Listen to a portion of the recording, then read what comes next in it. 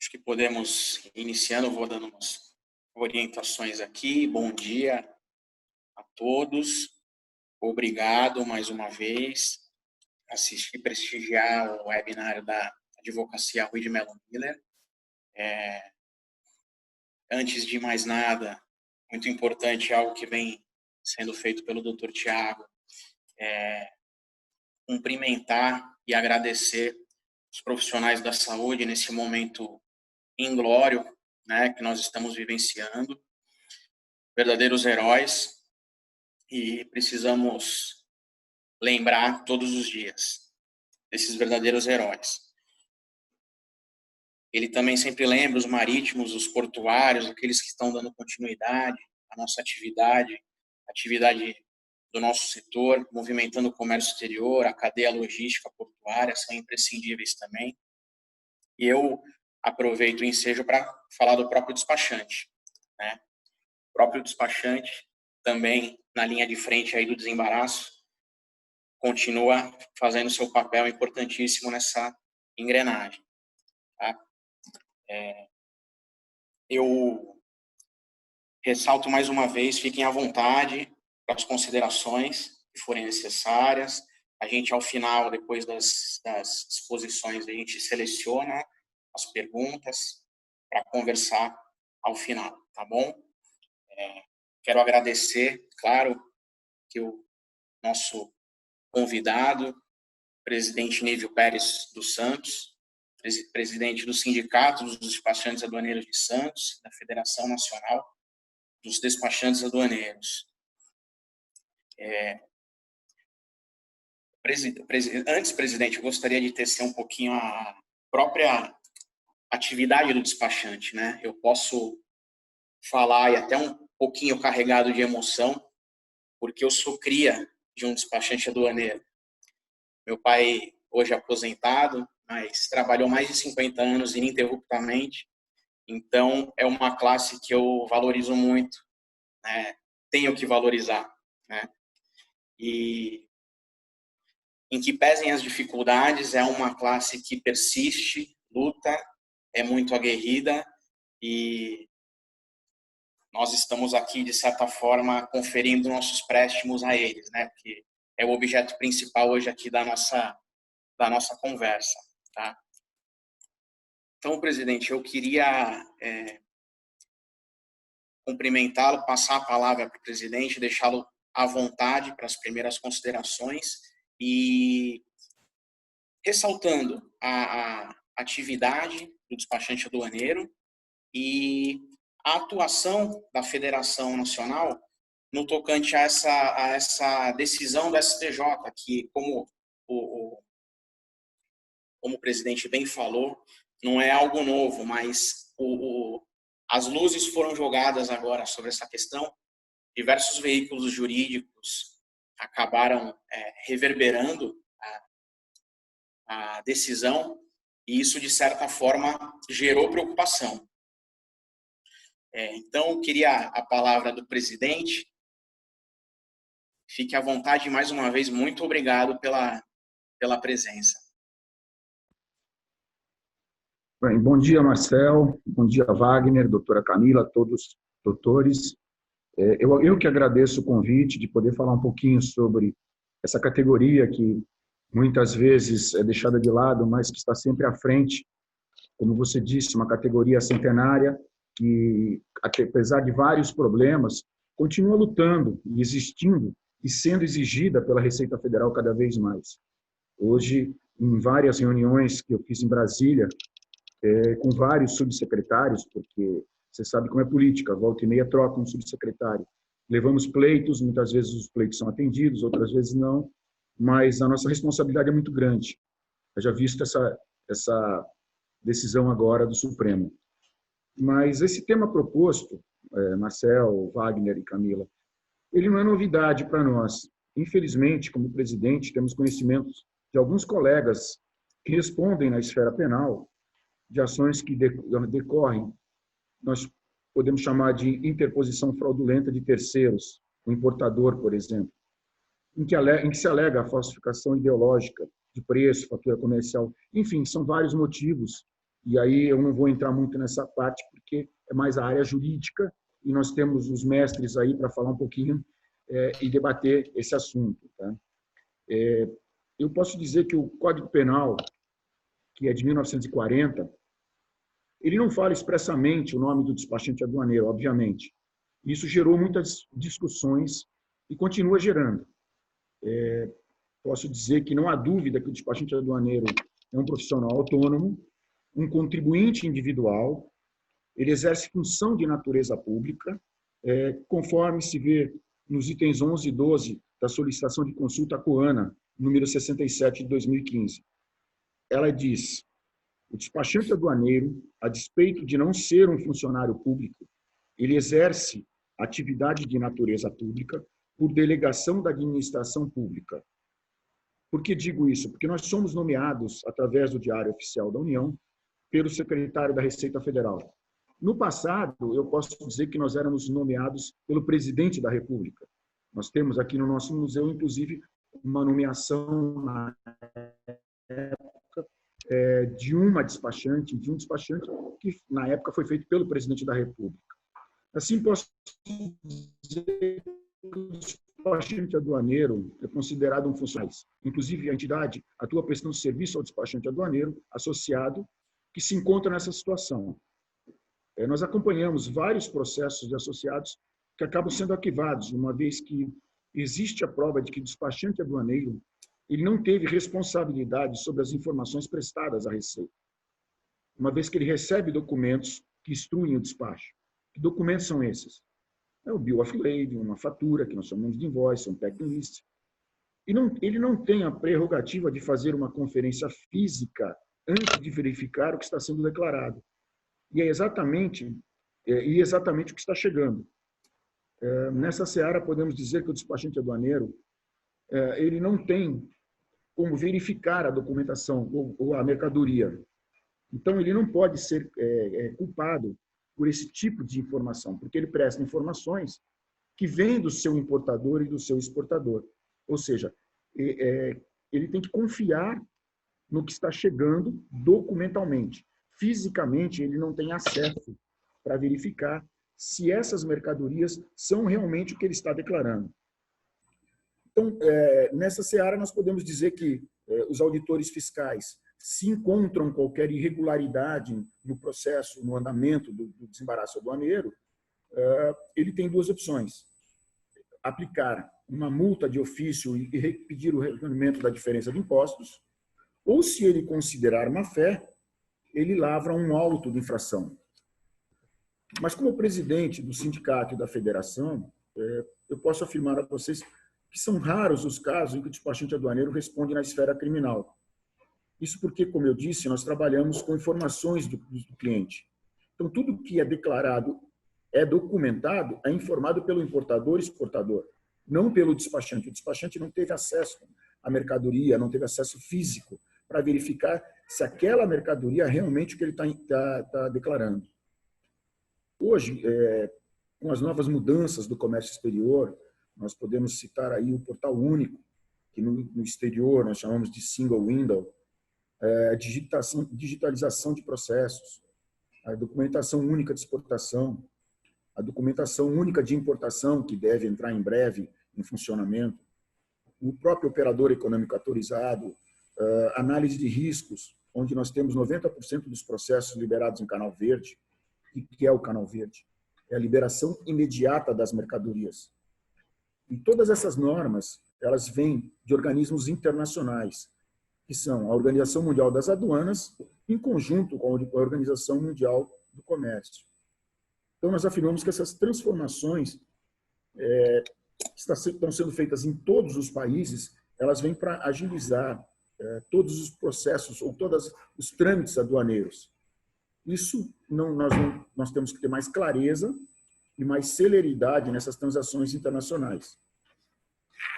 Como presidente da federação, a gente participa de várias reuniões em Brasília, onde, junto com a aduana do Brasil, tentamos construir normas, tentamos construir modus operandi.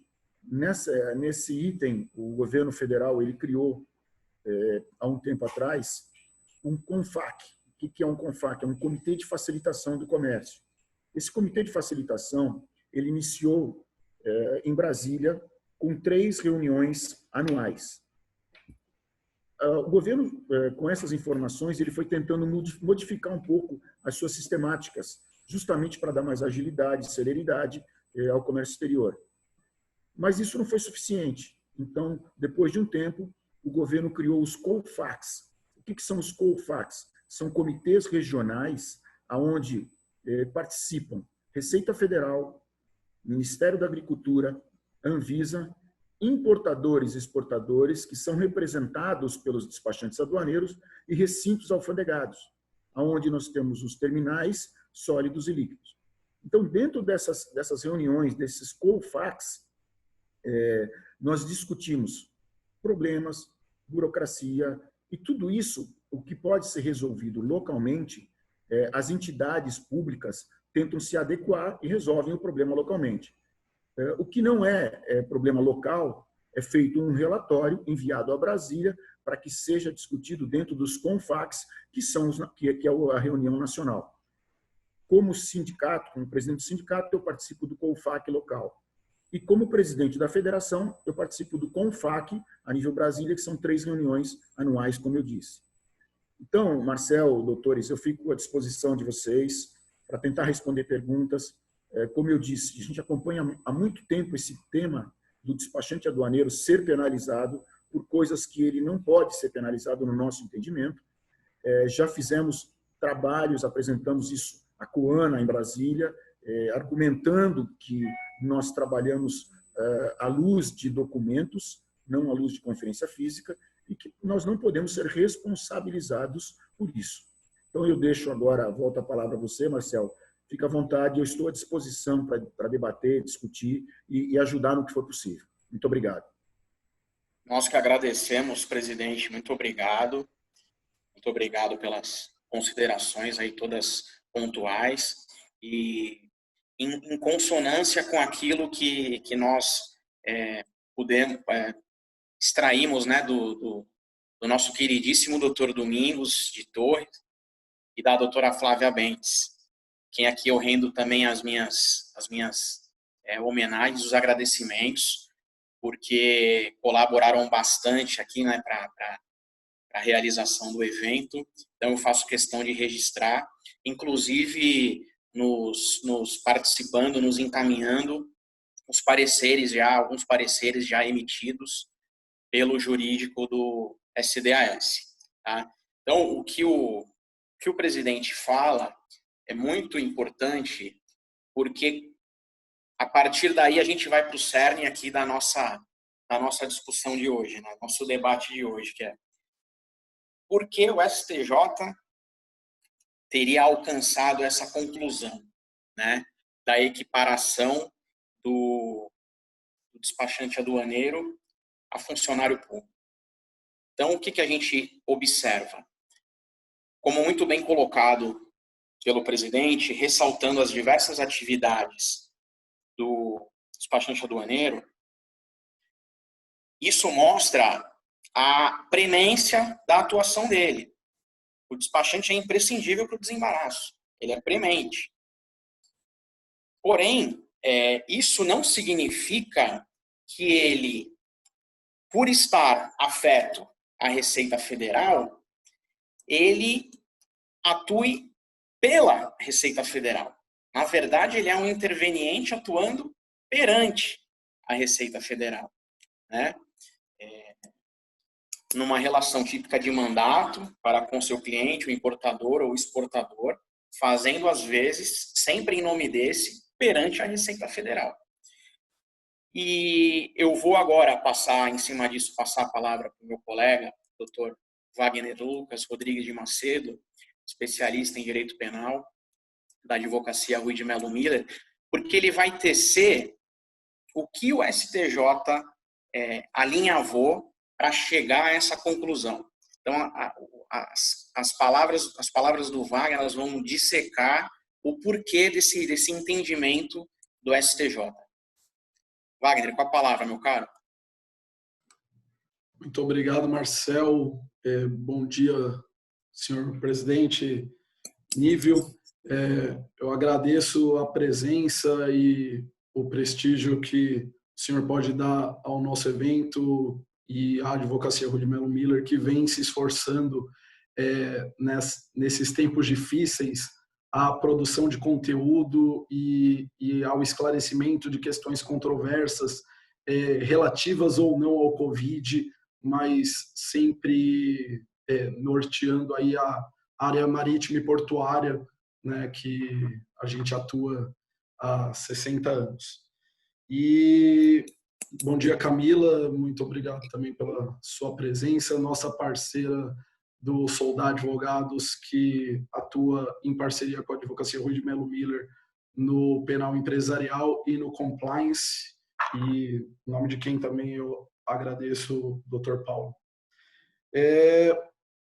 Dr. Nívio, o senhor falou sobre as dificuldades que o despachante enfrenta ao ser responsabilizado por questões das quais ele não tem controle.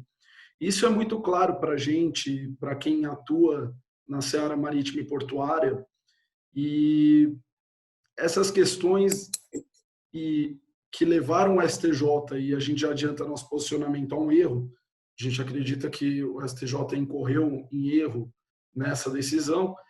Isso tudo é gerado por falta de conhecimento do Poder Judiciário quanto à atividade do despachante aduaneiro e à atividade marítima e portuária em geral, né? Isso se reflete há muito tempo já, como o senhor adiantou, inclusive nas nossas considerações prévias antes do evento, e isso ocorre em todas as áreas. A gente tem visto isso há muitos anos. Nossos colegas aqui que estão participando, assistindo o evento da nossa área civil, marítima e portuária, podem dizer, por exemplo, na cobrança de demurrage, onde o judiciário tenta imputar ao despachante aduaneiro a responsabilidade pelo pagamento de demurrage, de detention, simplesmente pela assinatura, enquanto detentor de um poder de mandato, né? E mesmo assim tentam imputar essa responsabilidade por mero desconhecimento. E a gente acredita que o STJ incorreu nesse erro, e os juízos criminais, os TRFs, a farta jurisprudência do TRF4, alguma jurisprudência do TRF3, que é o nosso TRF aqui de São Paulo e Mato Grosso do Sul, e a gente acredita que tudo isso decorre de desconhecimento.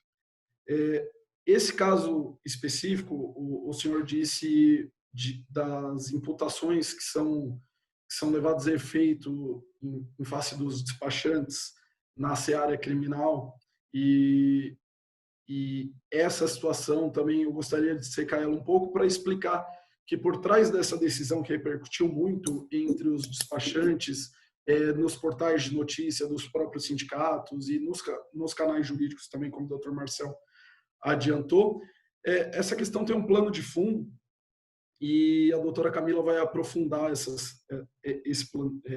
questões jurídicas desse plano de fundo, mas eu gostaria só de tecer alguns comentários sobre esse caso específico. Esse caso específico é algo que a gente já atuou em uma defesa na Advocacia Rui de Melo Miller, e que a gente entende que, infelizmente, ele também é um pouco comum, principalmente em momentos de crise, né? No caso concreto dos autos julgado pelo STJ, e o que eu já adianto, não é uma decisão de mérito, é uma decisão meramente preliminar sobre competência, a doutora Camila vai explicar melhor. O colega foi acusado de estelionato após uma denúncia do seu constituinte, em razão daquela questão de adiantamento de caixa, adiantamento de valores para cobrir o pagamento de impostos, o pagamento de armazenagem. Em razão de problemas de caixa, de fluxo de caixa, esse dinheiro acabou caindo no bolo geral e o despachante não teve condições de fazer frente a essas despesas e teve que pedir mais dinheiro para o seu constituinte para fazer frente a essas despesas. E isso não é negado, o que mostra até uma demonstração de boa-fé, o que já torna controversa a própria imputação do crime de estelionato nesse caso concreto. E após essa denúncia na Polícia Civil do Paraná, a Polícia Civil relatou o inquérito enquanto estelionato, e como eu disse, é algo controverso, porque aqui nos crimes comuns a gente fica entre estelionato e apropriação indébita, caso comprovado o dolo, né, por não admitir modalidade culposa, esses crimes, mas com o reconhecimento da condição de funcionário público, a gente cairia para os crimes funcionais, que nem a doutora Camila vai explicar, para o artigo 312 ou 313 do Código Penal, ficaria entre um peculato estelionato e um peculato ou apropriação. Relatado esse inquérito, ele foi para o Ministério Público do Paraná, onde o promotor ele realmente fez um bom parecer, mas com uma conclusão equivocada. E essa conclusão equivocada desse primeiro parecer do Ministério Público do Paraná que direcionou todo o entendimento do STJ. O promotor entendeu que o despachante aduaneiro, nesse caso, por ser credenciado e autorizado pela Receita Federal do Brasil e se baseando, né, não só nos requisitos da IN 1209 de 2011, mas até na própria solução de consulta interna 67 que o presidente Nívio falou, ele entendeu que o despachante aduaneiro, nesse caso, deveria ser considerado funcionário público para fins penais. E assim ele o fez porque o Código Penal, né, no artigo 327, ele é bem amplo. O conceito de funcionário público, tanto o conceito de funcionário público do caput do artigo 327, quanto o funcionário público por equiparação previsto no parágrafo 1º, ele tem propositalmente um conceito amplo, porque o conceito de funcionário público que deve prevalecer para o direito em geral é, evidentemente, o conceito de funcionário público para o direito administrativo. E, evidentemente, esse conceito é mais restritivo. O conceito de funcionário público tão ampliativo para fins penais do Código Penal, ele tem um motivo de ser. Ele visa evitar impunidade, principalmente em questões da administração direta, em questões de cargos comissionados, cargos inclusive não remunerados, cargos de assessoramento dentro da administração pública direta, dentro do executivo principalmente, e também abrange o conceito de mandato dos titulares de poder, prefeitos, governadores e tudo mais, que são considerados funcionários públicos nesse conceito bem ampliativo do Código Penal, mas não são considerados funcionários públicos em sentido estrito para o direito administrativo. E com isso, o promotor do Paraná entendeu que, sendo um funcionário público, credenciado pela Receita Federal do Brasil, incidiria o artigo 109 da Constituição e a competência seria da Justiça Federal.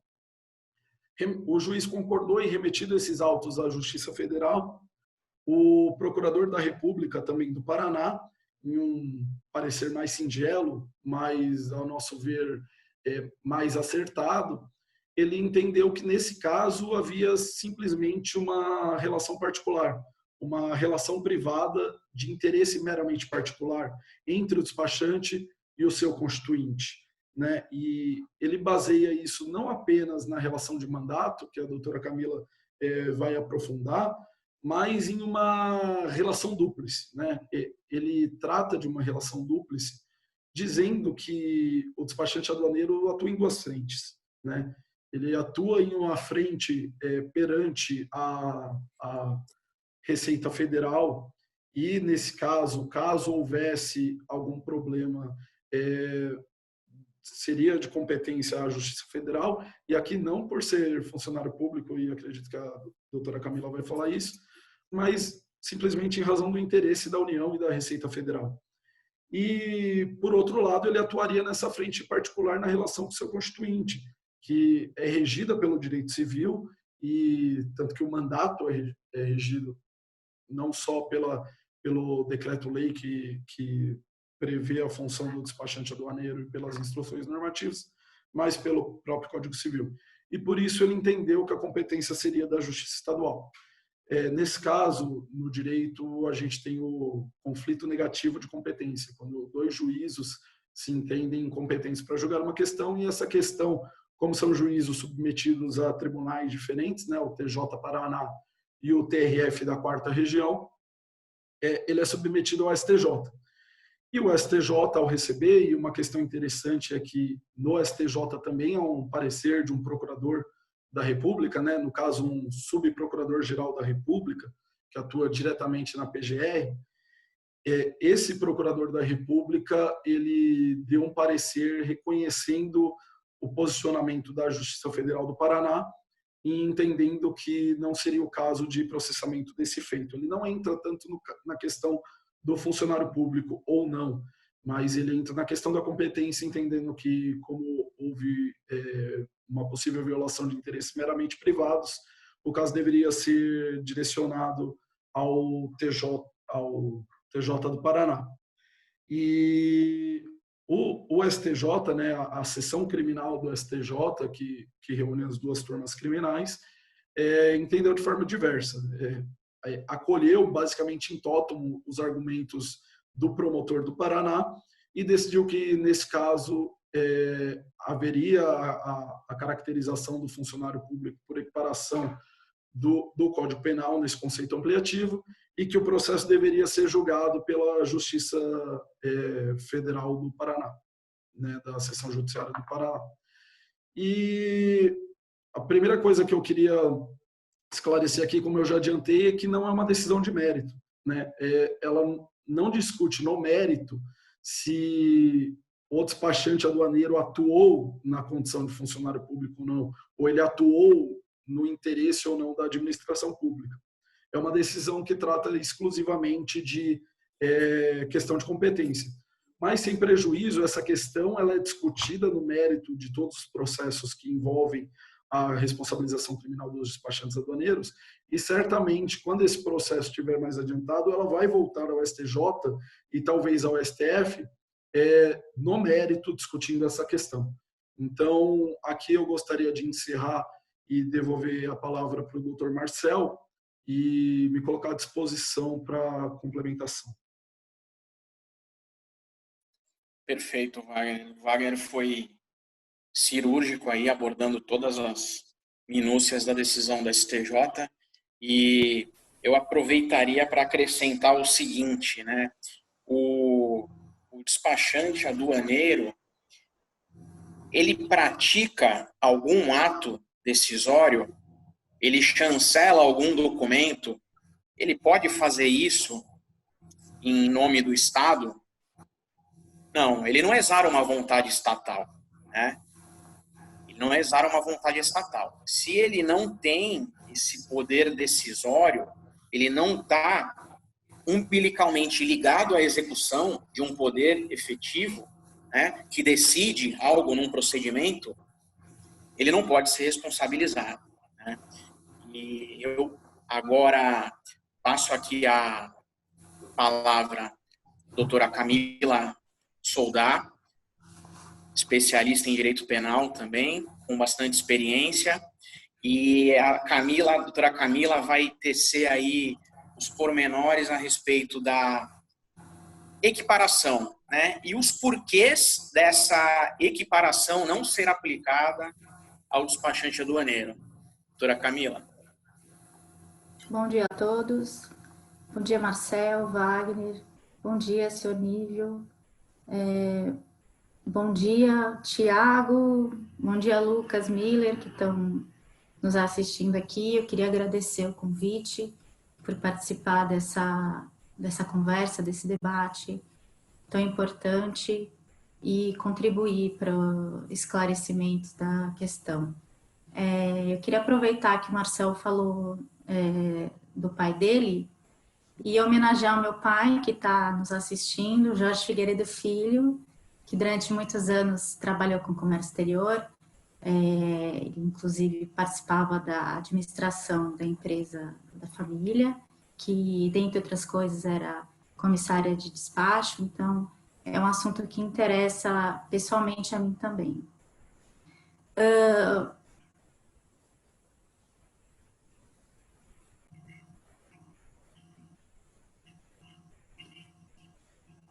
Desculpa, eu tive uma interferência aqui. Bom, vamos lá.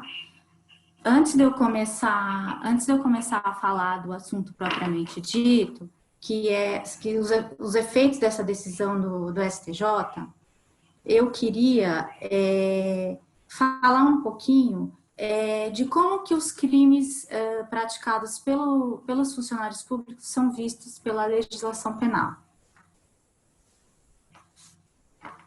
Vocês me desculpam, mas eu estou com um problema aqui. Pronto, já arrumei.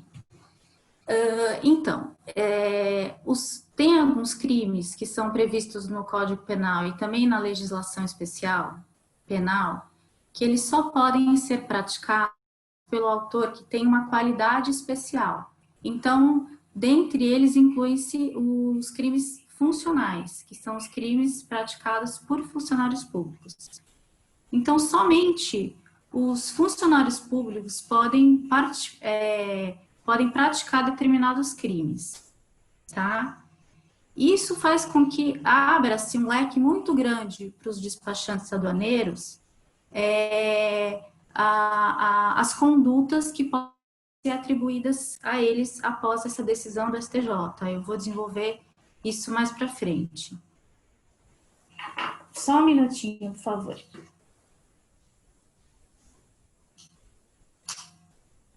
Pronto, agora foi. Bom, então vamos lá. Então, como eu estava falando, os funcionários públicos, eles podem praticar os crimes específicos, que são os crimes funcionais, tá? Por exemplo, corrupção passiva. Corrupção passiva só pode ser praticado por quem detém a qualidade de ser funcionário público. Corrupção passiva é o funcionário que aceita suborno para praticar ou deixar de praticar determinado ato. E também o funcionário público, ele pode praticar crimes comuns, quando não há previsão que não são crimes específicos. Então, ele pode ser responsabilizado por crime de falsidade ideológica, por exemplo, que é a falsificação do conteúdo de um documento. Então, esses crimes comuns, eles podem ser praticados também pelos funcionários públicos. O que acontece é que no direito penal, sempre ele trata, quando o crime é praticado por funcionário público, seja o crime específico do funcionário público, ou seja o crime comum, há sempre um agravamento da pena, proporcional ao particular. Então, isso por quê? Porque o direito penal, ele protege a administração pública. Então, ele tutela a moralidade administrativa, a probidade, os cofres públicos. Então, ele tem interesse em responder, em responsabilizar, em apenar de uma maneira mais severa o funcionário público proporcionalmente ao particular. Então, um exemplo. Há condutas previstas como crime específico praticado pelo funcionário público, como, por exemplo, o peculato apropriação, que há uma correspondência no Código Penal da mesma conduta praticada pelo particular. Mas a pessoa que tem a condição de funcionário público, ou seja, o funcionário público, ele vai ser apenado por apropriação indébita, que é se apropriar de bens e valores de que tem a posse em razão do seu cargo ou função, uma pena de 2 a 12 anos de reclusão, por exemplo. Enquanto que o particular que praticar o mesmo crime, né, se apropriar de bens e valores de que tem a posse, a pena é de 1 a 4 anos. Então, por aí a gente já vê, e aí a gente vai falar mais para frente, por que é tão importante essa decisão do STJ? Qual a repercussão dessa decisão? Essa é uma das consequências, tá? Um apenamento mais rigoroso para o funcionário público. E nas hipóteses do funcionário público praticar um crime comum, na maioria das vezes, essa pena é qualificada, ela é agravada. Então, como no exemplo que eu dei da falsidade ideológica, ele vai receber uma pena 1/6 maior do que um particular que não detém a condição de funcionário público, tá? Então, isso é importante porque diz respeito aos efeitos da equiparação do despachante aduaneiro a funcionário público. Como disse o Wagner, o conceito de funcionário público para fins penais, ele é muito mais amplo do que no direito administrativo. Então, não é necessário que o funcionário ele seja concursado, que ele seja estatutário, que ele esteja vinculado diretamente a um órgão da administração pública, ou que ele exerça um cargo ou uma profissão.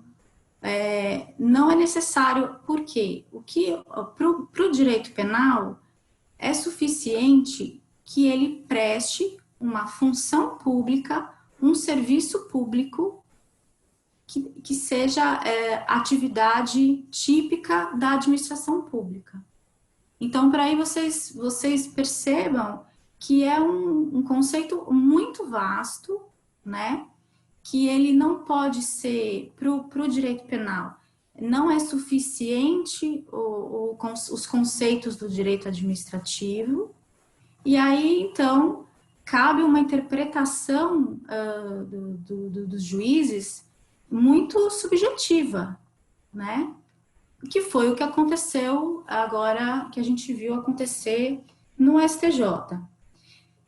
Para o direito penal, importa a natureza da atividade prestada pelo acusado de um crime.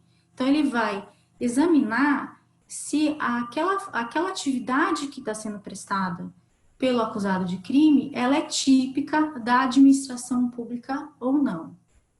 Então, a gente tem agora aqui a decisão do STJ. Como o Wagner falou, a decisão da terceira seção do Superior Tribunal de Justiça, no âmbito do conflito de competência, né, suscitado.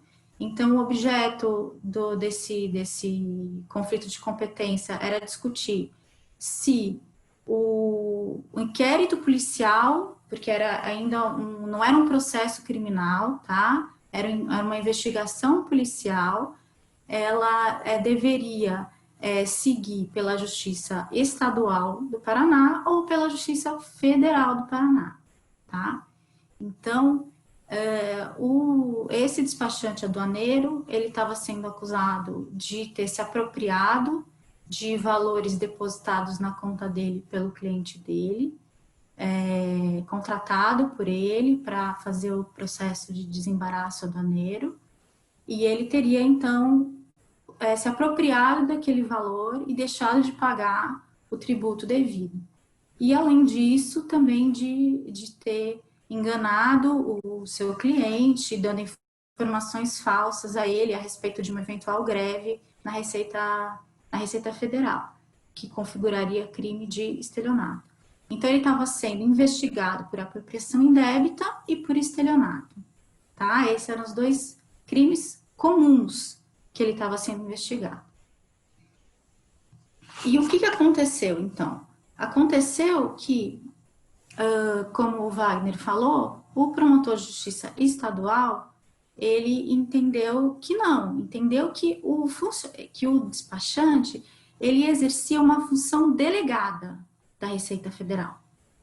Então, ele exercia uma função pública delegada, uma vez que a instrução normativa da Receita Federal regulamentava a atividade do despachante aduaneiro. E a Receita é um órgão vinculado à administração direta. Então, esse foi o entendimento, de uma forma bem sumária, do promotor de justiça estadual. E o promotor de justiça federal, como o Wagner já falou, discordou desse entendimento por entender que era uma atividade eminentemente privada, que decorria de um mandato, então não era não era uma atividade delegada da Receita Federal.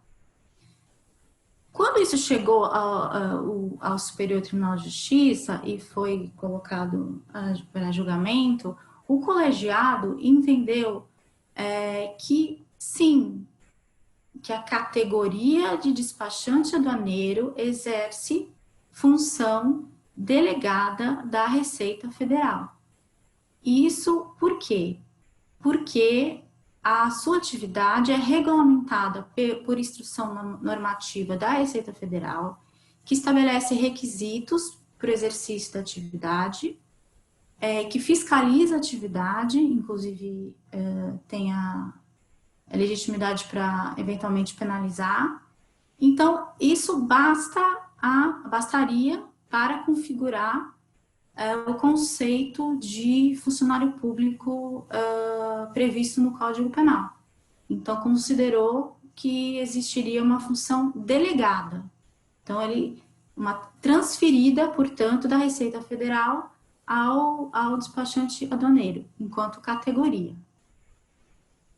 Não analisou qual a natureza da atividade, o que de fato faz o despachante aduaneiro.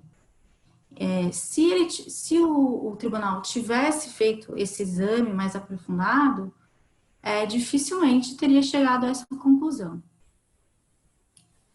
E do qual nós discordamos.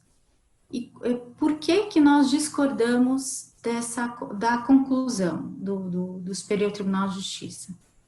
Bom, em primeiro lugar, porque a instrução normativa que estabelece requisitos, regulamenta a atividade do despachante aduaneiro, é um ato administrativo com característica da autorização. A autorização não transfere função pública. Então, isso é o primeiro ponto. Não tem o condão de transferir função pública. Por quê? A Receita Federal, ela apenas credencia, ela permite, ela consente que o exercício daquela atividade. Então, isso é o primeiro ponto. A autorização, ela regula uma atividade, a prestação de serviços por parte do particular. Então, ela consente que o particular pratique determinada função, que, a nosso ver, não tem natureza pública, tá? A função do despachante aduaneiro, ela tem sim uma utilidade pública, uma relevância pública.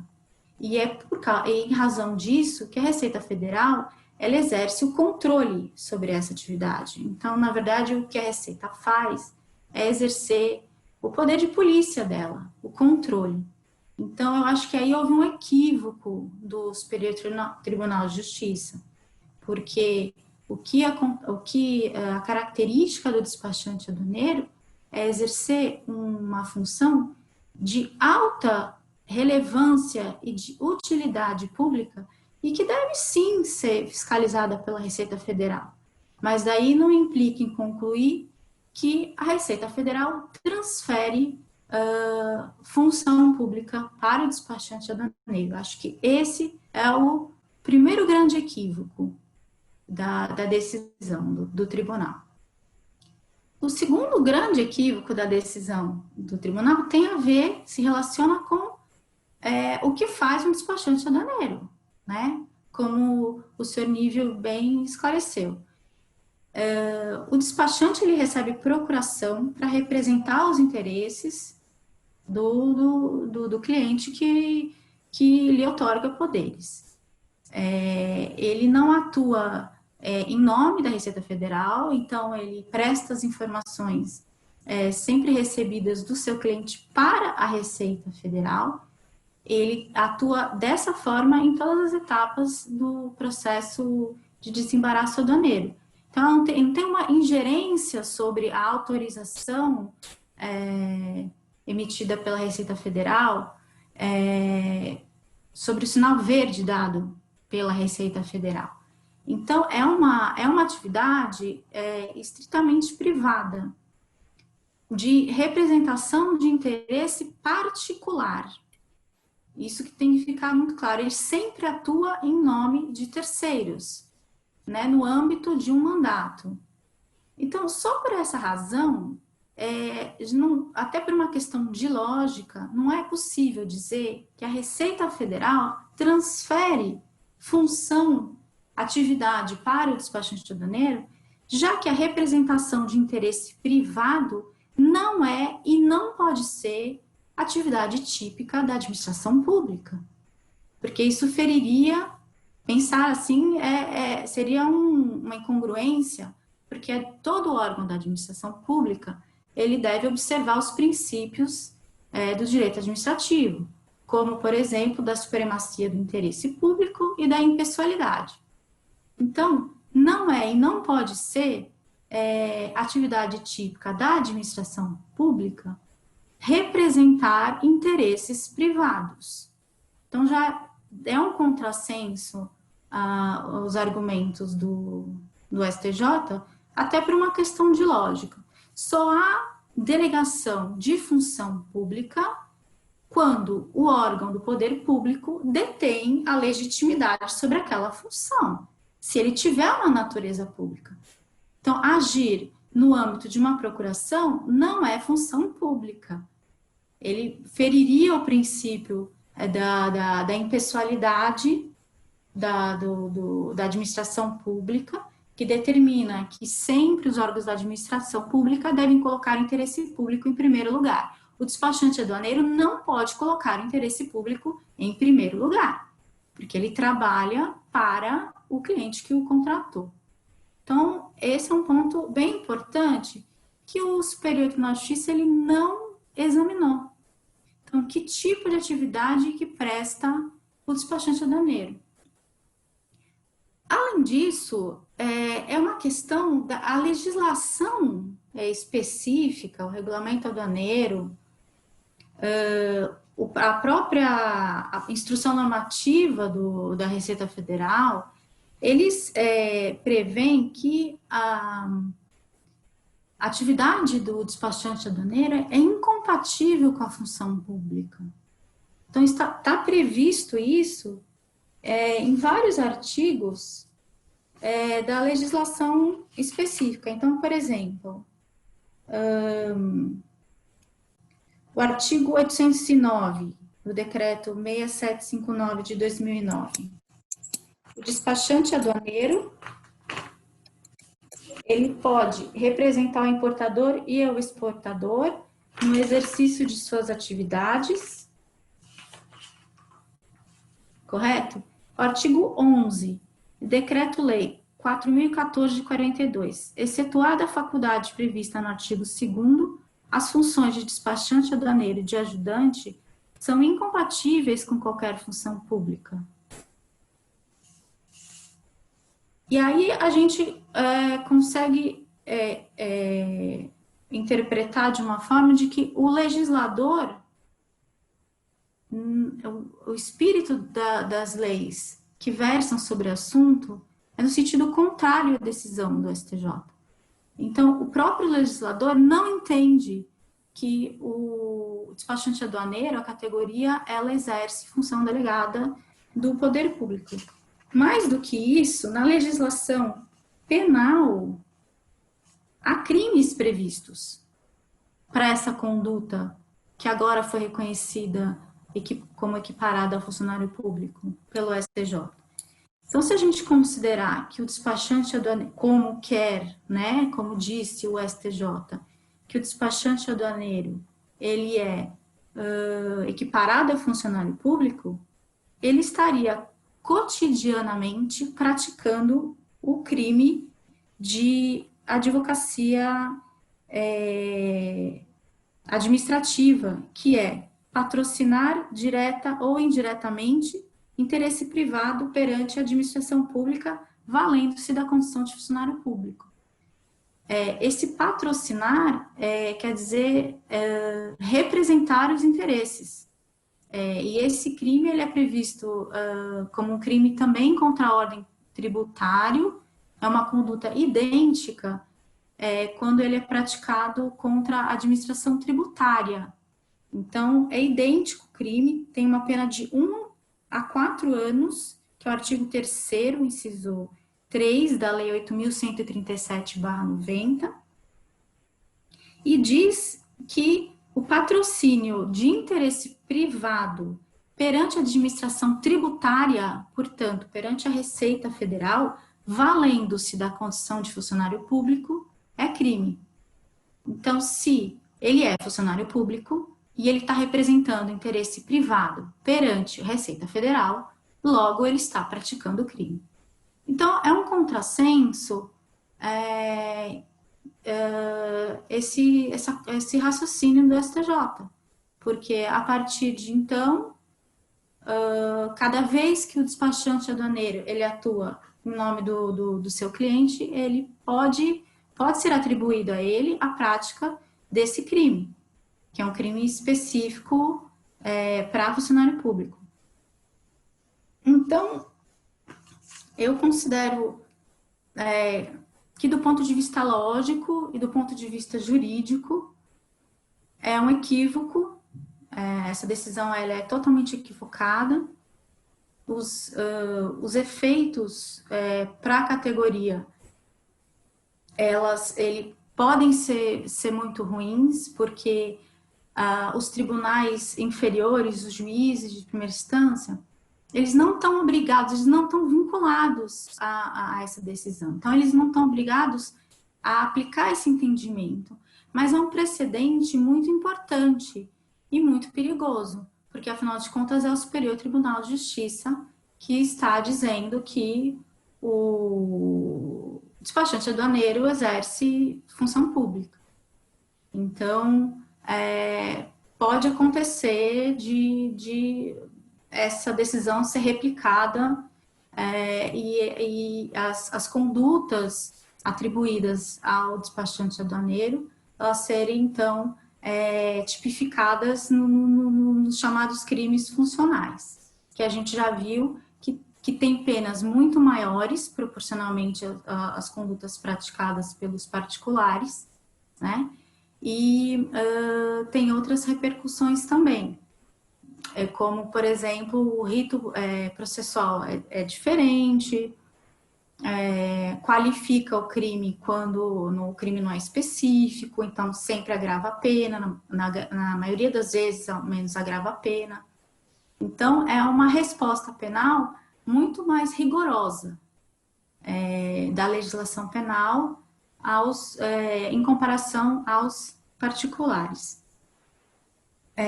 Eu até posso concordar que a competência para julgamento dos crimes atribuídos ao despachante aduaneiro, eventualmente, dependendo da situação, seja de competência da Justiça Federal, porque, como eu já falei, o despachante ele pratica uma atividade de utilidade pública, de alta relevância pública, que é regulamentada pela Receita, que é um órgão da administração direta da União. Então, eu até posso entender o envio dos autos à Justiça Federal, mas não em razão da sua equiparação ao conceito de funcionário público para fins penais, né? Então, essa é a minha posição, a nossa posição com relação à decisão do STJ. Então, agora devolvo a palavra para o Marcel.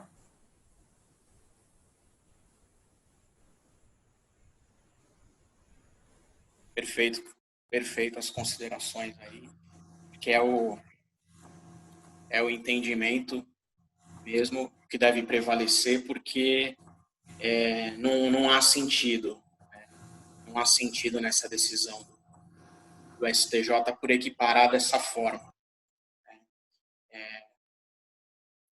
Seria, eu repito, seria dado pensar em alguma possibilidade de fazer a equiparação ao servidor público se o despachante, em meio à atividade do desembaraço, gozasse dessa prerrogativa, pudesse emitir uma decisão e interferisse diretamente no procedimento, que não é o caso, né? Que não é o caso. Ele fica bem aquém disso, né? é um mero interveniente, a gente repete, que exerce aí a relação de mandato. Queria lembrar aí que todos podem fazer as perguntas, ficar à vontade para as considerações.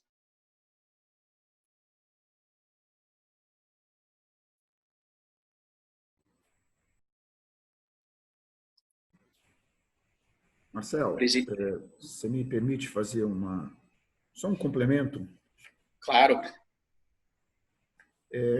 Já que nós estamos falando tanto da profissão despachante aduaneiro, que é uma profissão secular, só para você ter uma ideia, o nosso sindicato, e sua família conhece bem, foi fundado em 1911, mas muito antes disso já existia a profissão de despachante aduaneiro.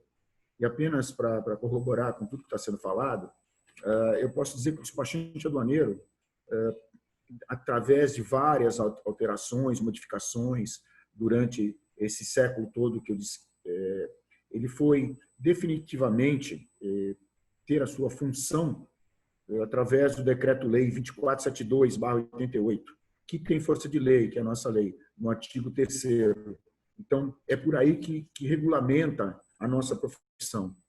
Eu posso dizer um pouquinho mais que na última reunião presencial em Brasília, junto com a Coana, me foi passada a informação pela própria Receita Federal que mais de 90%, e o número está em torno de 95% a 96%, de todos os processos aduaneiros, seja por importação ou por exportação, são manipulados, são feitos por despachantes aduaneiros, por CPFs de despachantes aduaneiros. Então, essa informação nos alegra bastante, porque mostra a nossa importância perante a Receita Federal. O Wagner citou aí a questão da demurrage. Só para lembrar, nós tivemos no nosso auditório uma palestra do Mário Povia, então diretor da ANTAC, junto com alguns outros órgãos, e eu entreguei naquela palestra um ofício a ele, mostrando que o despachante aduaneiro não pode ser responsabilizado na questão da demurrage, uma vez que ele não contrata frete, uma vez que ele não é dono da mercadoria, então ele não pode pagar ou ser responsabilizado pelo pagamento do uso daquele equipamento, que é o container. Então, todos esses trabalhos são feitos há alguns anos, uns têm dado resultado, outros não, mas nós temos cobrado muito o governo federal, os órgãos, e vou mais além, Marcelo. Eu digo que o despachante aduaneiro ele tem que falar muitas línguas, e as línguas, quem disse isso foi um subsecretário da Receita Federal num evento em Brasília, o senhor Dário, porque nós temos que entender de Ministério da Agricultura, Anvisa, IFAM, que mexe com quadros, nós temos que falar com o DSEX, com Receita Federal, com terminais, com transportadoras, ou seja, nós somos o link entre todos esses players que atuam no comércio exterior. Então, por isso a importância, por isso que o despachante aduaneiro hoje ele só ingressa na categoria através de uma prova. Isso só para corroborar um pouquinho e para que todos que estejam assistindo entendam um pouco mais da importância da função do despachante aduaneiro.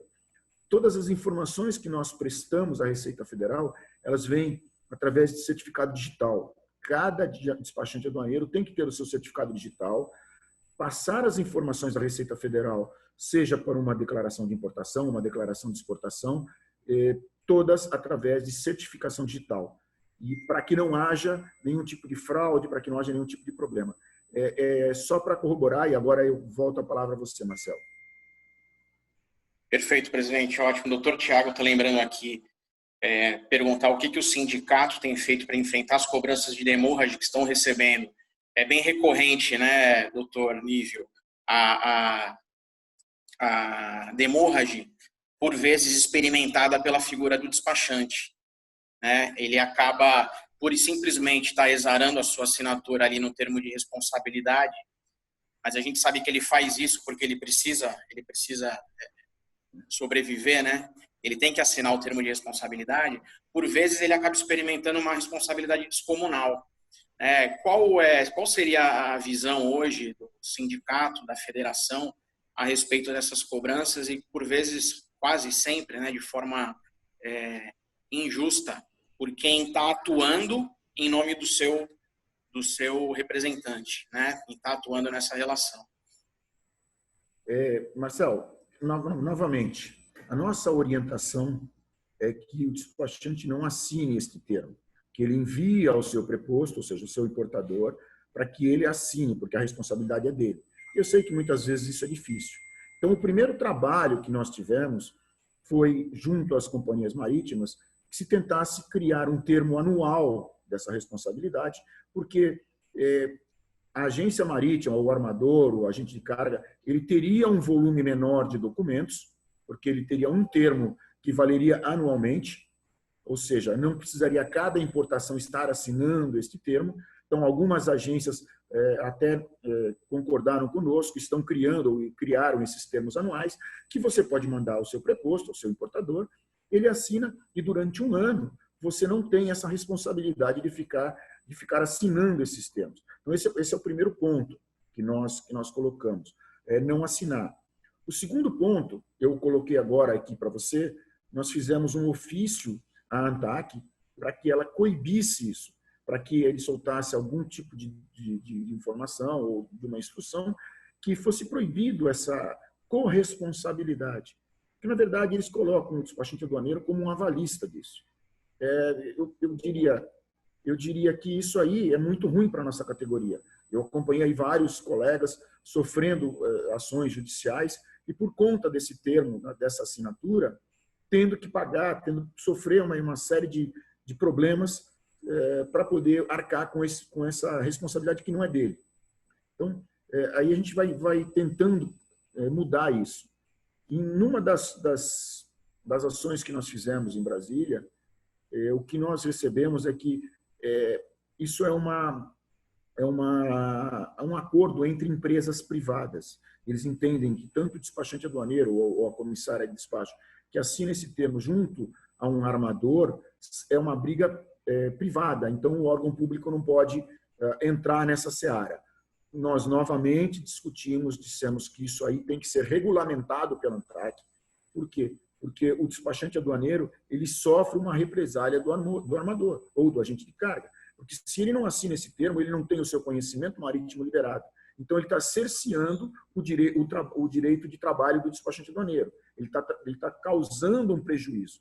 Ou seja, ele força que você assine um termo totalmente contra o despachante aduaneiro e te proíbe de trabalhar. Então, esse foi um segundo assunto que nós discutimos. E nós vamos continuar durante muito tempo discutindo isso, porque nós queremos que isso seja regulamentado. Mas a nossa orientação aos nossos despachantes que não assinem esse termo, que envie esse termo ao seu importador e exportador, que ele assine e você entregue na agência marítima. E que exija da agência marítima que crie um termo anual, não um termo por processo. Eu acho que é muito melhor para a própria agência marítima.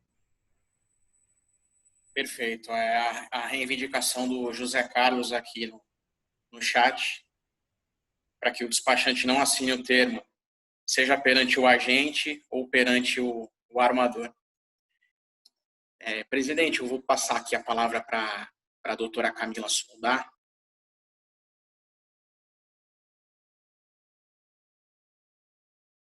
Camila, escuta. Estou aqui. Eu queria só complementar e esclarecer uma questão muito importante levantada pelo senhor Nívio, diz respeito à responsabilização do despachante aduaneiro por ato praticado pelo seu cliente.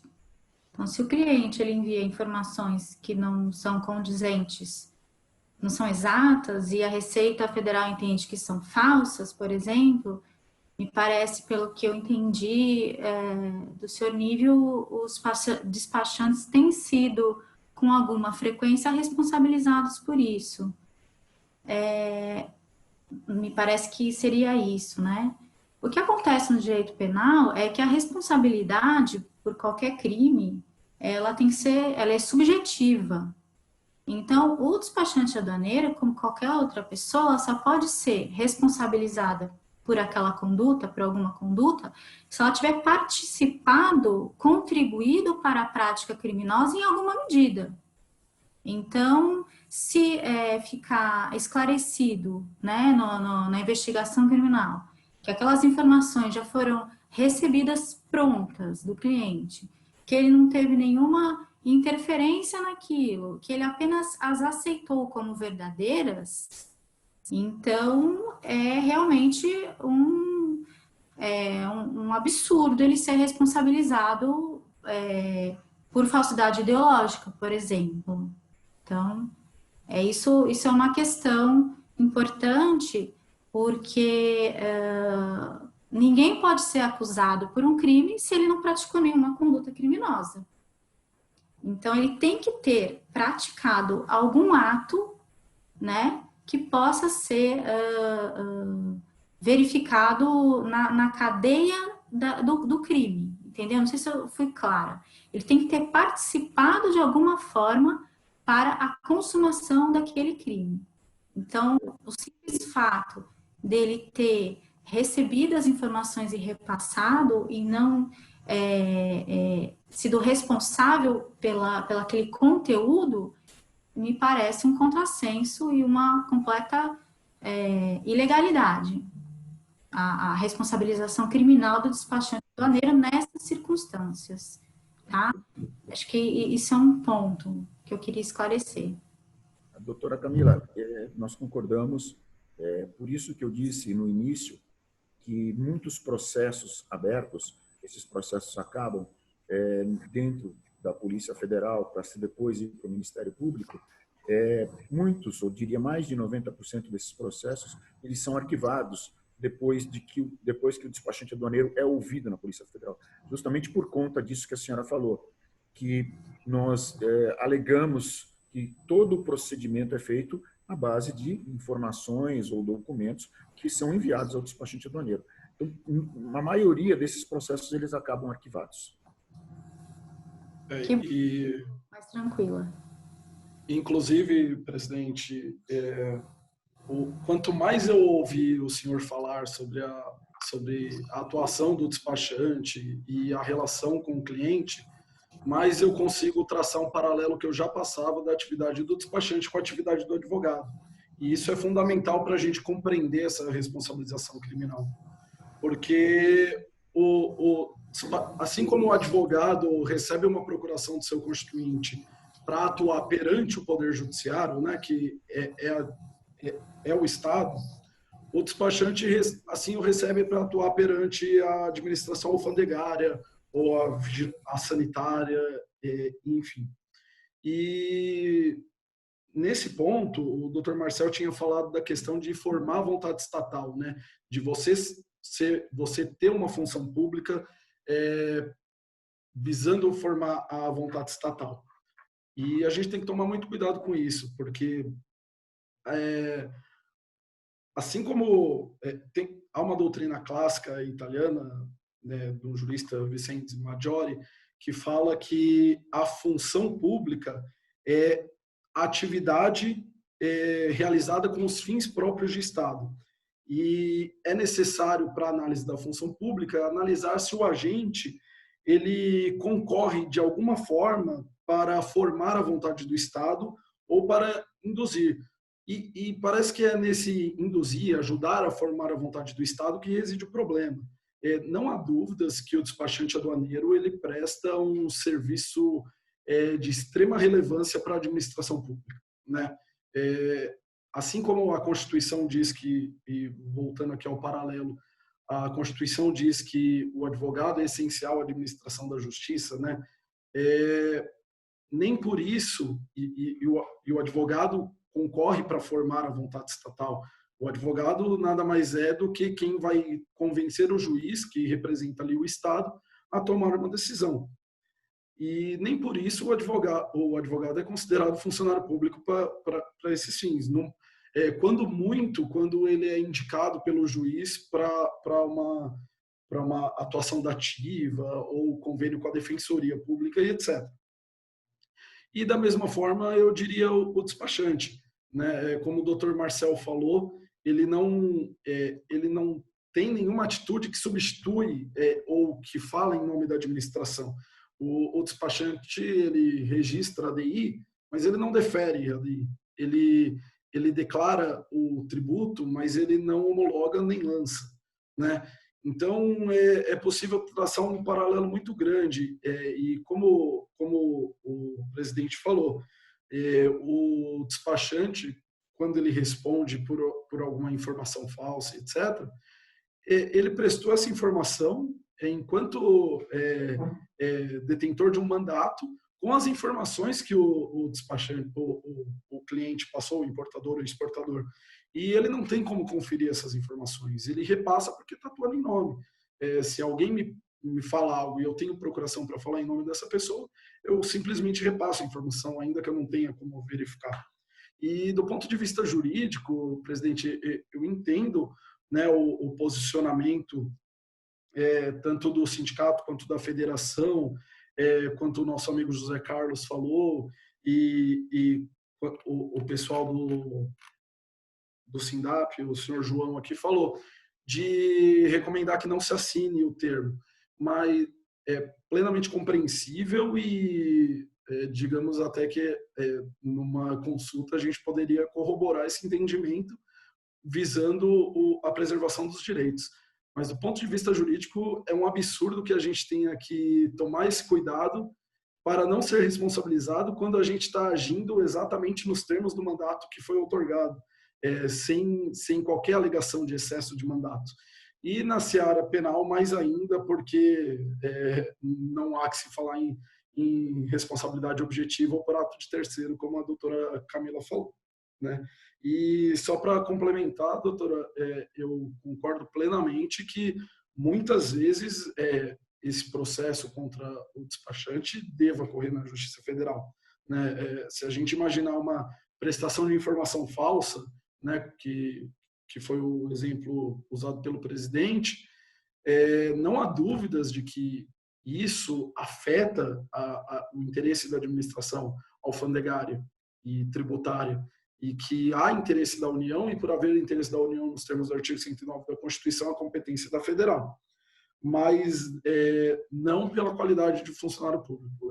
Concordo plenamente com o seu posicionamento e diria mais, nesse caso que a gente estudou, né, do estelionato e do conflito de competência, eu diria que, ainda nesse caso, jamais seria competência da Justiça Federal, seja por funcionário público, pela condição de funcionário público, seja por interesse da União. E entrar nesse reconhecimento de que, por prestar uma prova aplicada pela Receita Federal ou por receber uma autorização da Receita Federal, exerceria uma função pública a ponto de ser equiparado ao funcionário público, é muito perigoso, porque a gente tem quase todas as profissões que são regulamentadas por lei, elas são no bojo da criação de um órgão de classe. E quase a integralidade dos órgãos de classe, eu excluiria só a OAB, que o STF reconhece que é uma entidade sui generis e tudo mais, todas as demais entidades de classe são autarquias federais.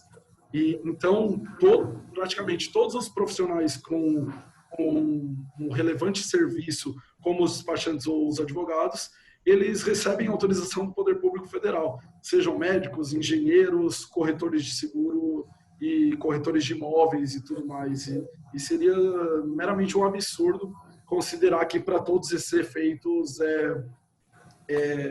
seria considerado funcionário público. O Dr. Tiago Miller havia perguntado aqui como o Ministério Público deveria comprovar que o despachante cometeu o ato de falsificação. E aí eu remeto à fala da doutora Camila. Assim, os meios de prova, eles são inominados no processo penal. Não há um meio de prova taxativo previamente valorado pela legislação. Então, o Ministério Público ele pode provar por qualquer forma, seja por prova testemunhal, pericial, documental. Agora, a questão é que o Ministério Público deve provar, né? No processo penal, o ônus da prova sempre é da acusação. Então, não há de se cogitar que o acusado, no caso, imaginando um despachante aduaneiro, deva provar que não foi ele que cometeu aquele ato, mas sempre o Ministério Público, apesar de a gente saber que no populismo do direito penal atual, né, não tem sido assim. Sim. Wagner, deixa eu aproveitar aqui. Desculpa, Camila. Não, Só aproveitar para agradecer a intervenção do presidente do SINDAP, Sindicato dos Despachantes Aduaneiros do Estado de Pernambuco. Obrigado, presidente. Muito nos honra aí sua presença, tá? Por favor, Camila. Então, só na linha, respondendo também a pergunta do Dr. Tiago, uma hipótese de comprovação de que o despachante aduaneiro ele participou do crime de falsidade ideológica seria provar que ele tinha conhecimento da falsidade das informações e, por exemplo, por comunicação com o seu cliente. Então, e-mails, ou mesmo por WhatsApp. Isso tem sido muito, muito, muito comum na prova penal. Inclusive, na prova de apropriação indébita, por exemplo, também é comum a prova, quando ele se comunica com o cliente dizendo, recebi o valor, mas sei lá, não o despachante aduaneiro, mas a pessoa que se apropria, ela acaba dando uma justificativa para estar retendo aquele valor, por exemplo. Então, são indícios de que da prática criminosa. Mas precisa provar, no caso da coautoria em falsidade ideológica, que o despachante aduaneiro, ele tinha conhecimento, ao menos ele tinha conhecimento que aquelas informações eram falsas. E também queria fazer um outro paralelo. O Wagner lembrou bem a questão do advogado, né, fazendo paralelo com o despachante aduaneiro. Tem outro exemplo que a gente pode dar, o Banco Central. O Banco Central, ele autoriza o funcionamento das instituições financeiras, fiscaliza e penaliza, se necessário, né? E o Banco Central é uma autarquia federal. Então, e nem por isso, quando ele autoriza o funcionamento da instituição financeira, ele está transferindo função pública para a instituição financeira, né? Vamos pegar o exemplo de um funcionário do Banco Itaú, que é uma instituição privada. Então, ele desvia valores da conta do correntista do Itaú. Ninguém vai dizer que ele está praticando crime específico de funcionário público. Ninguém em sã consciência vai dizer que ele é equiparado a funcionário público, porque a sua atividade, ela advém do Banco Central, de autorização do Banco Central. Então, a mesma situação a SUSEP, que até o ano passado também autorizava, impunha requisitos para a atividade para a profissão do corretor de seguros.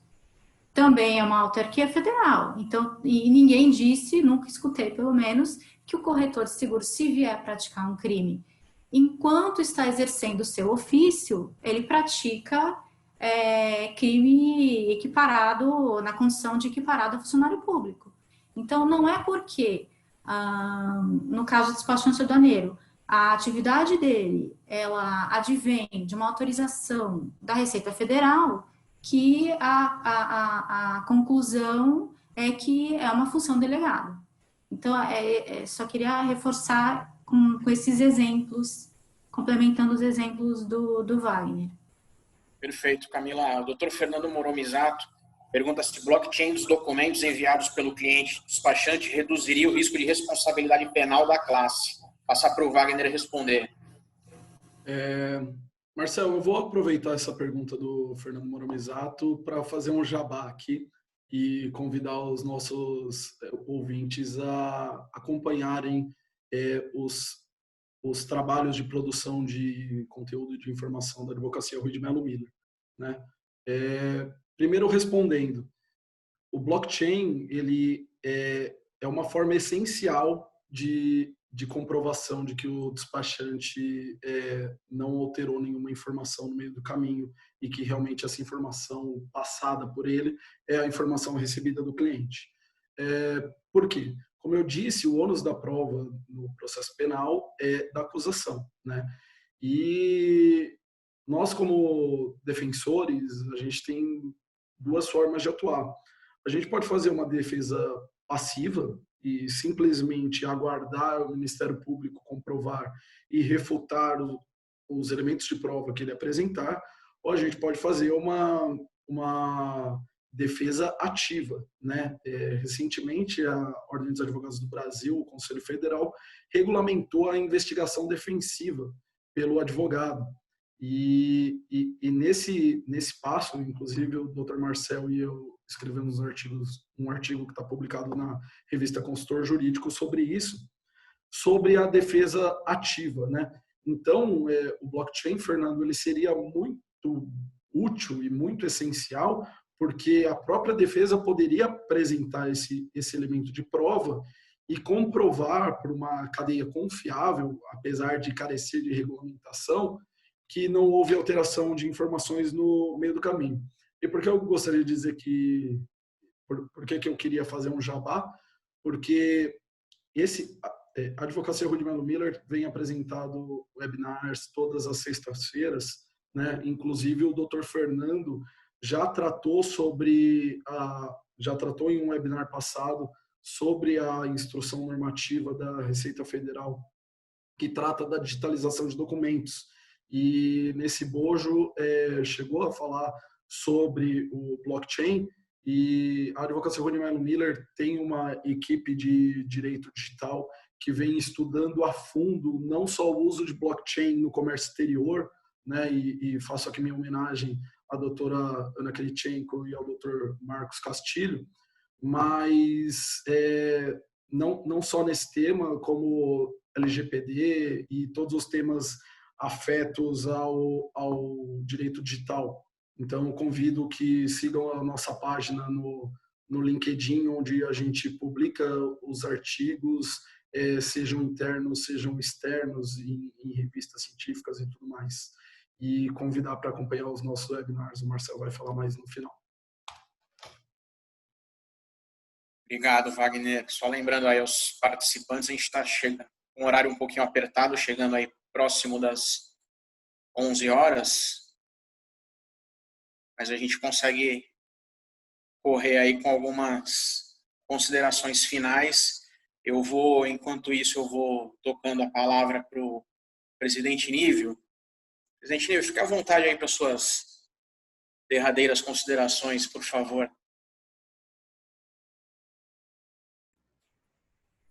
Bom, Marcel, primeiro eu gostaria de ressaltar que o presidente do Sindicato de Pernambuco, José Carlos Raposo, ele é vice-presidente da Federação Nacional dos Despachantes Aduaneiros. É um amigo e está sempre presente, um lutador pela categoria. Ele representa muito bem a região Nordeste e Norte e tem, digamos assim, um trabalho espetacular junto às autoridades nesses locais. Ressalto que a comissária dele está na 5ª geração de despachantes aduaneiros. A empresa dele está perto de 150 anos. Então, por aí vocês têm uma noção do tempo que o despachante aduaneiro vem atuando. E, com certeza, o Raposo vai passar isso para a próxima geração. Eu deixo aqui um abraço ao presidente Raposo. Esse tema que nós estamos discutindo hoje, e com advogados, eu acho importante, porque eu sempre considerei o despachante aduaneiro uma peça fundamental dentro do comércio exterior. Só que ele também, além de ser uma peça fundamental, ele carrega nas suas costas muitas responsabilidades, que muitas vezes ele não deveria ter essas responsabilidades, porque ele atua em nome do importador, ele não é um importador ou um exportador. E muitas vezes ele é penalizado por atuar em nome do importador. Como Wagner bem disse, um advogado ele não pode ser condenado se o seu cliente for condenado. Ele não vai para a cadeia junto com ele, ou ele não tem que pagar uma indenização por ser advogado. E nós também, como representantes do importador e exportador, atuamos por procuração, somos incluídos dentro de um sistema chamado Siscomex pelo próprio importador, ele linka o CNPJ da empresa com o CPF dos despachantes autorizados. Então, veja a nossa responsabilidade. Então, a gente sempre discute isso, é importante ouvir os advogados, porque nós fizemos muitas ações em relação não só à demurrage, mas em relação também à questão dessa interposição fraudulenta, como falei no início, e outros delitos que são atribuídos ao despachante, e ele, na verdade, não tem responsabilidade. Ele atua por procuração. Nós buscamos, dentro tanto do sindicato quanto da federação, que todo despachante aduaneiro tenha uma ética e busque sempre a verdade, que busque sempre trabalhar de forma correta. E, ao longo do tempo, a gente tem conseguido melhorar um pouco a nossa categoria, e esse é o nosso trabalho. Eu acho fundamental isso, o Marcel, o Wagner, Camila e todos que estão nos ouvindo. Para mim é um orgulho poder representar a nossa categoria, poder brigar. Eu tenho ido muito a Brasília o ano passado, pelo menos umas 8 vezes ou 9, se não me engano. Estive reunido não só com o pessoal de Receita Federal, mas também com a Anvisa e o Ministério da Agricultura. Nós fizemos um trabalho muito grande junto à Anvisa, porque no passado eles tinham uma demora muito grande de liberação, isso gerava um custo absurdo para os importadores e exportadores. Então, tudo isso eu posso complementar dizendo o seguinte: não há dúvida que o despachante aduaneiro exerce função de natureza pública, conforme se vê nos artigos 11 e 12, que isso foi uma solicitação da Coana, de 2015, que ela esclareceu o seguinte: o despachante aduaneiro, a despeito de não ser funcionário público, exerce atividade de natureza pública, por delegação da administração pública. Então, nós não somos, mas, como disse a doutora Camila, nós somos responsabilizados. Então, Marcel, eu estou à disposição, caso queiram fazer uma outra videoconferência, um webinário, estou sempre à disposição. Já falei isso, estive com o delegado da Receita agora há pouco tempo, porque os órgãos públicos hoje vêm sofrendo muito com a falta de funcionários, e nós, despachantes aduaneiros, temos ajudado eles nesse sentido, buscado soluções para que o comércio exterior não sofra nenhum tipo de atraso ou não fique defasado em relação a outros países. A gente tem participado de eventos internacionais, acompanhado o que as aduanas de outros países têm feito, e nós trazemos essas informações à nossa aduana brasileira. Eu faço parte do grupo privado regional da OMA, que são Américas e Caribe. São 22 países, onde nós discutimos como está o comércio exterior, o que evoluiu e o que não evoluiu em relação às determinações da ONU. E eu já consegui fazer alguns relatos disso ao governo brasileiro. Então, isso também ajuda muito a nossa profissão. Mais uma vez, Marcelo, agradeço aí o convite, parabenizo aí a doutora Camila, o doutor Wagner, por tudo que falaram em relação à nossa profissão, e é sempre bom discutir o despachante aduaneiro, mostrar a nossa importância para o Brasil todo. Muito obrigado. Isso é muito importante, a gente que agradece, presidente, as palavras, as considerações, e é muito bom ouvir as ações aí que vêm sendo praticadas pelo sindicato e principalmente pela federação, né? A gente percebe pela arregimentação dos presidentes, né, estaduais, que o presidente goza de prestígio absoluto, e esse prestígio decorre dessas ações. São ações hercúleas, nós sabemos das dificuldades, mas temos acompanhado, a federação está incansável aí na busca pela melhoria da condição do despachante aduaneiro, essa profissão tão digna, né? Eu queria lembrar aqui a todos, né, quem quiser enviar perguntas, questionamentos ou sugestões, nós disponibilizamos um link aqui, e lembrando aí o aviso do Dr. Wagner: acompanhem a produção de conteúdo da Advocacia Rui de Melo Miller, seja pelo nosso site, o LinkedIn, a produção é intensa. Wagner, quer finalizar com uma consideração? Camila? Sim, eu vou finalizar, Marcel, aproveitando a pergunta do Eduardo e respondendo brevemente, né? O Eduardo pergunta, tendo em vista o entendimento unânime de que a decisão do STJ não foi a melhor, até que ponto os despachantes aduaneiros devem se preocupar com o tema? eu diria que devem se preocupar. Como a gente alertou aqui, como a doutora Camila alertou, é uma decisão preocupante e ela deve ser combatida e trabalhada, né? A primeira forma de preocupação é o que o presidente Nívio falou, é atuar com a ética que é costumeira aos despachantes, é atuar com a honradez e com a correção de que a esmagadora maioria desses profissionais atuam, né? Mas a gente sabe que problemas acontecem e que imputações penais acontecem e a gente, Camila e eu, como advogados criminalistas, mais do que ninguém, a gente sabe que imputação criminal, um inquérito, uma denúncia não significa uma culpa, né? Realmente, muitas pessoas que não deveriam responder estão respondendo. Então, acontecendo problemas, a melhor orientação é, primeiro, procurar o aconselhamento técnico dos sindicatos e da federação, que pode atuar no processo como amicus curiae, né? Ou como assistente, e principalmente procurar uma orientação jurídica especializada. Porque essa decisão, ela, apesar da repercussão, ela não é uma decisão de mérito, muito menos uma decisão que vincula os outros juízes, apesar de servir de um paradigma e um precedente perigoso. Então, a gente aconselha que seja realizada a melhor defesa técnica possível, para que juntos os despachantes que passam por esses problemas e seus advogados possam construir o conhecimento para o Poder Judiciário de qual é a função do despachante e por que essa decisão não foi acertada.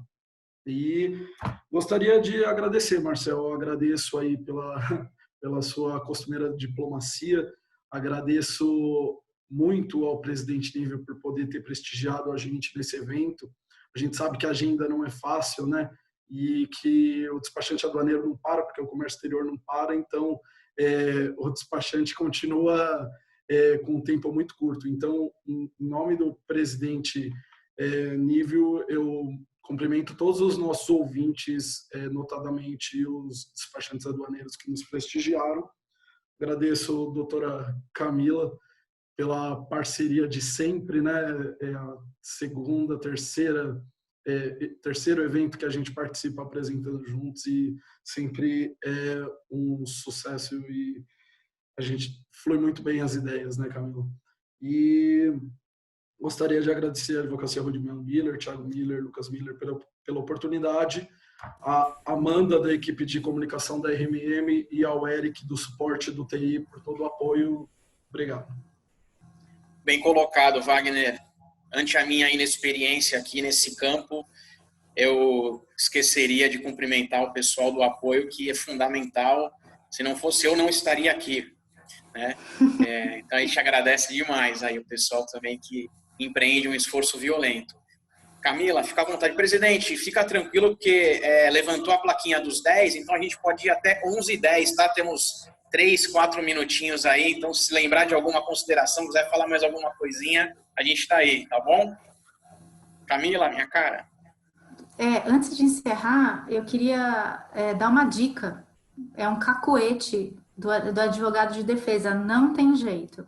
Então, para os despachantes aduaneiros, eles se precaverem e evitarem eventual responsabilização criminal por ato de terceiros, no caso dos clientes, que eles mantenham sempre uma comunicação documentada com os clientes.